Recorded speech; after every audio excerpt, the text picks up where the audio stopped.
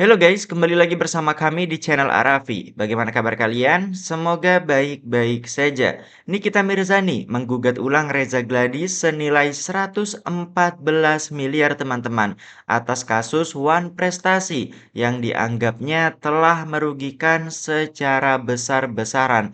Ini dia videonya teman-teman.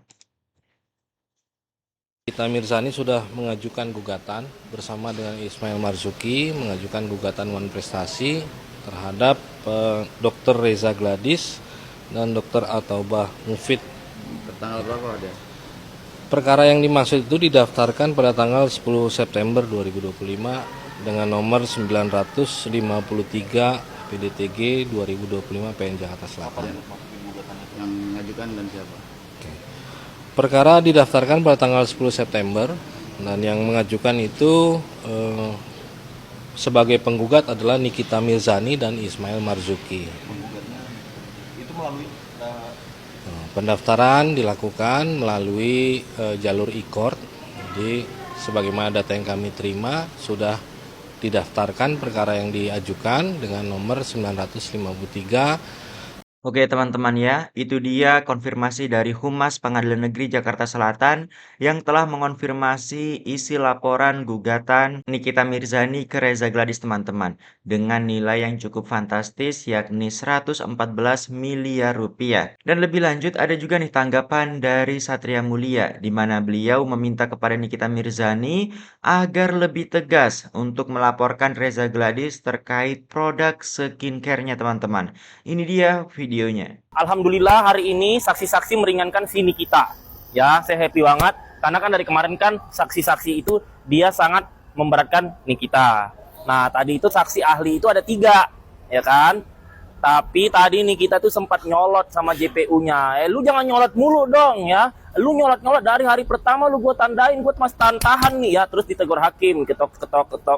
Nggak bisa gitu Pak Hakim, Bapak jangan bela-bela dia mulu ya. Dari hari pertama saya tahan emosi, nyolot mulu, kata sini kita kan. Tapi alhamdulillah karena kan sekarang kan penjagaan ketat ya. Jadi sejak terjadi huru-hara yang meneriakkan Dr. Oki dan Lucinta Luna terjadi pelabrakan di sini, ternyata orang pengadilan bilang mereka langsung meeting. Jadi pagi-pagi itu dibatasi, terus dibatasi nggak boleh masuk kalau kuotanya lebih dari 30 dan harus pakai yang ijo-ijo itu. Nah, tujuannya apa? Tujuannya supaya tidak ada huru-hara, tidak ada keributan di dalam, dan tidak ada yang bikin emosi, dan tidak ada yang majang-majang foto hakim sama JPU lagi. Karena itu kan katanya tadi mencemarkan nama baik pengadilan. Ya saya setuju sih, karena kan ini kan tempat sakral kan, kalau untuk Indonesia inilah tempat pengadilan perwakilan Tuhan kan. Nah, jadi biasanya Niki itu kalau udah emosi begitu, kalau tadi netizennya huru-hara, dia akan kepancing. Jadi Niki ini tergantung pendukungnya, ya. Makanya pendukung jangan lebay, jangan alay. Kalau pendukungnya itu memanas-manas Niki, maka dia akan muncak-muncak. Nah, efeknya buat Niki apa? Pendukungnya di luar, tapi Niki nanti ancaman hukumannya itu panjang. Ya kan, panjang, tahan lama, jadi berat gitu. Nah, tapi karena sekarang dibatasi, jadi tidak ada nih pendukung yang teriak-teriak nunjuk JPU. Jadi Niki kalau emosi hanya sementara, ya kan, terus redam lagi. Nah, jadi tadi udah emosi udah selesai gitu. Nah, tadi itu ada 3 saksi ahli ya. Yang pertama itu tadi dia mengatakan memang iya dia memakai produk Dr. Reja, terus mukanya ada yang jerawatan, ada yang hancur. Nah, ada lagi tadi yang kedua, dia itu pakai brand itu dia pakai brandnya si Dr. Reja, terus jerawatan. Nah, pas Dr. Reja tadi live kemarin live ditanya sama dia, dokter ini muka saya jerawatan, disaranin sama si Dokter Reja pakai jelly kata dia gitu, dibelilah jelly itu. Ternyata mukanya makin hancur. Dia komen lagi di tempat si Dokter Reja, di mute sama Dokter Reja. Seolah-olah Dokter Reja tidak mau berdebat tentang yang produknya itu. Nah, itu mungkin dikatakan Nikita yang overclaim, tapi kan pembuktiannya ada di hakim dan di BPOM kan. Nah, kemudian ada lagi tadi pakainya Snow White. Dia itu pakainya 2, dia beli banyak. Pada saat dia pakai 2, ternyata Doktif membongkar bahwa ini ada tidak benernya. Gara-gara si Doktif ngomong begitu, akhirnya dia udah beli banyak, si cewek tadi tidak dilanjutkan lagi, dia hanya beli 2 gitu. Nah, ini yang kita petik adalah ketika personal branding seseorang itu dirusak, maka itu akan berpengaruh dengan keuntungan penjualannya. Nah, jadi memang kalau Doktif sama Nikita membongkar ini itu ngefek buat si penjualan si Dokter Reja. Disitulah terjadi dia menganggap undang-undang ITE. Dan kalau Nikita terus menjelek-jelekkan Dokter Reja produknya, maka nanti itu akan menghancurkan personal branding Dokter Reja. Itu termasuk pemerasan. Kalau misalnya Niki kalau tutup mulut harus dikasih duit. Nah, disitulah terjadi unsur pemerasannya. Nah, tapi dari kasus yang kita tangkap tadi, ada Jelly, ada Snow White yang membuat muka orang hancur itu. Nah, disitulah terjadi overclaim itu memang ada, ya kan? Tapi nanti yang membuktikan itu hakim. Nah, dengan adanya overclaim ini, kalau memang benar dan terbukti nantinya, Niki tidak usah melaporkan One Prestasi, ya kan? Buang-buang waktu, buang-buang duit, ya kan? Buang-buang capek pikiran.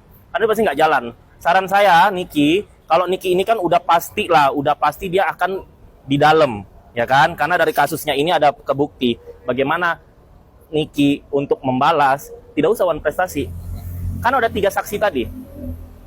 Laporkan ke BPOM, bawa ke kepolisian. Kalau memang ada buktinya loh ya. Kalau memang ada buktinya, terus krim-krimnya dilihat-lihat dulu. Kalau memang ada mengandung overclaim, ya udah Niki fokus melaporkan Dokter Reja di kasus itu. Karena ini kan nanti ke pasalnya kayak Mira Hayati ya, kalau nggak salah ya. Nah, jadi nanti kalau misalnya Dokter Reja terbukti krimnya itu bisa merusak muka orang, berarti nanti Dokter Reja akan berhadapan dengan hukum. Pasalnya apa? Terkait dengan kayak si Mira Hayati. Jadi nanti Niki ditahan dengan kasus TPPU dan kasus pemerasan, sedangkan Dokter Reja dia akan mengalami kasus baru, ya kan? Yaitu adalah produk overclaim. Karena ini lapornya harus beda, nggak bisa tumpang tindih. Makanya sebenarnya korban-korban tadi itu sebenarnya tidak penting dihadirkan di sini. Kenapa? Karena ini kan kasus pemerasan dan TPPU.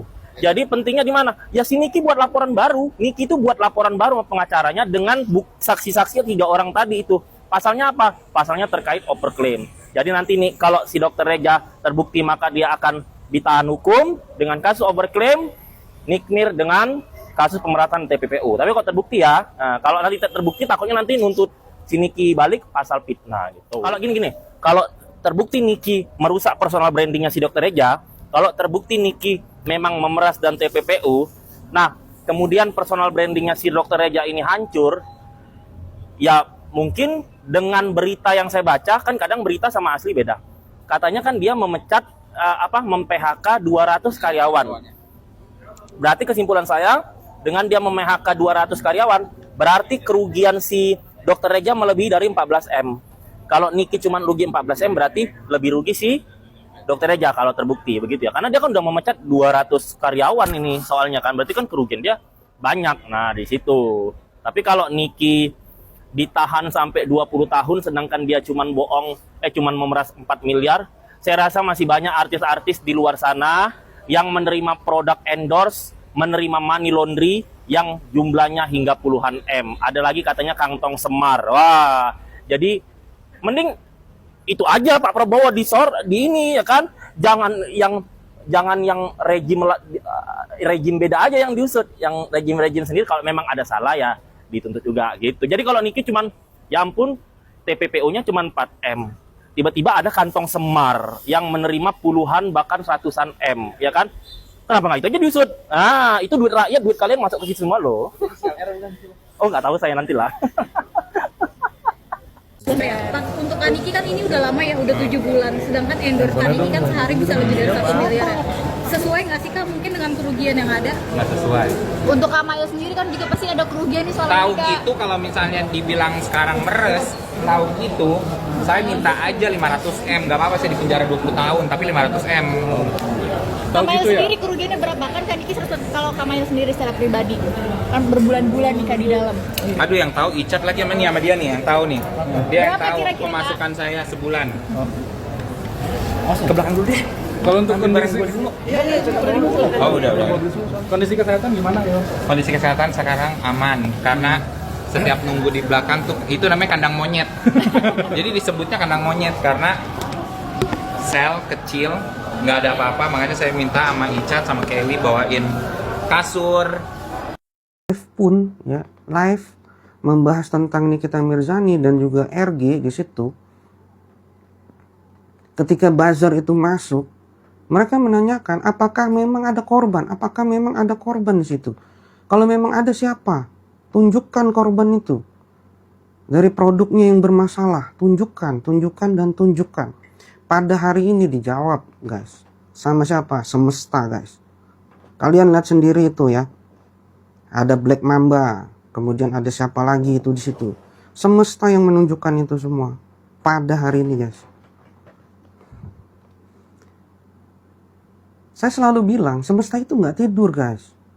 Karena apa? Algoritma semesta ini sudah mendeteksi adanya ketidakjujuran, adanya kebohongan, adanya niatan yang tidak baik dari mereka.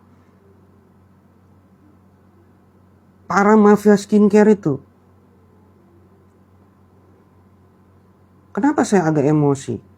Ya karena sampai detik ini pun, ya, si RG itu masih bebas cengengesan. Padahal sudah ada jatuh korban. Mungkin kalian yang ikut live saya dari awal, guys, ya. Kenapa saya mau speak up? Awalnya kenapa? Karena saya berada dengan para korban mafia skincare. Itu yang menjadi permulaan saya live sebenarnya. Ya, di situ saya sudah mulai diserang oleh para buzzer, ya. Kalau yang mengikuti live saya, guys, saya akan baca komentar kalian setelah saya berbicara, guys, ya. Silakan kalian ketik aja dulu, nanti saya akan bacakan, ya. Dari awal saya live, guys, sampai beberapa kali ketika saya live ini ada yang melaporkan, kemudian harus berakhir.